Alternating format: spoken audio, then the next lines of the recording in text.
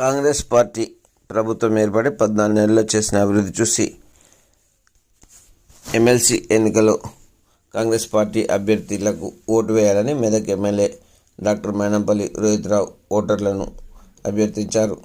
సోమవారం మధ్యాహ్నం 3 గంటలకు మెదక్ హవేలీగన్పూర్లో ప్రచారం గావించారు. కోర్టులోని బార్ అసోసియేషన్ సభ్యులను కలిసి వారిని ఓట్లడిగారు. అనంతరం హవేలీగన్పూర్ మండలంలో ఓటర్లను కలిసి ఓటు వేయాల్సిందిగా అభ్యర్థించారు. పట్టభద్రుల ఎన్నికలో మేధావులు ఆలోచించి ఓటు వేయాల్సిందిగా కోరారు. న్యాయవాదులకు ప్రభుత్వం రావాల్సిన బెనిఫిట్స్ కోసం వచ్చే అసెంబ్లీ సమావేశాల్లో మాట్లాడతారని పేర్కొన్నారు. అందరి కృషి సహకారంతో తాను ఎమ్మెల్యే గెలిపిన 14 నెలల్లో మెదక్ జిల్లాకు మెడికల్ కళాశాల, నర్సింగ్ కళాశాల, ఏడుపల్లి దేవస్థానం అభివృద్ధి కొరకు స్వయంగా ముఖ్యమంత్రి రావడం జరిగిందని గుర్తు చేశారు. అంతేకాకుండా న్యాయవాదుల ఇళ్ల స్థలాలు, న్యాయవాదుల సముదాయ భవన నిర్మాణం కోసం కృషి చేస్తారని హామీ ఇచ్చారు.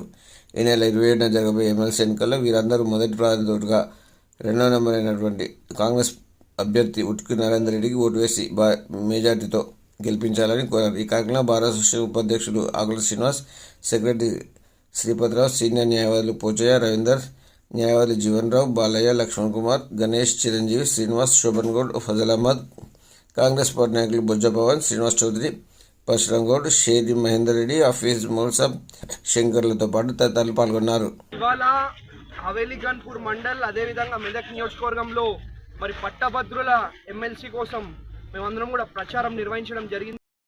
మెదక్ నియోజకవర్గ కుటుంబ సభ్యులకు విజ్ఞప్తి చేస్తూ ఉన్నాం. మరి 2వ సీరియల్ నంబర్ మీద ఉన్న ఆల్ఫోర్స్ వుట్కూరి నరేందర్ రెడ్డి గారికి మరి మీ మొదటి ప్రాధాన్యత ఓటేసి మరి బ్రహ్మాండమైన భారీ మెజారిటీతో గెలిపించాలని చెప్పి మీ అందరినీ కూడా మరి విజ్ఞప్తి చేస్తూ ఉన్నాను. Thank you.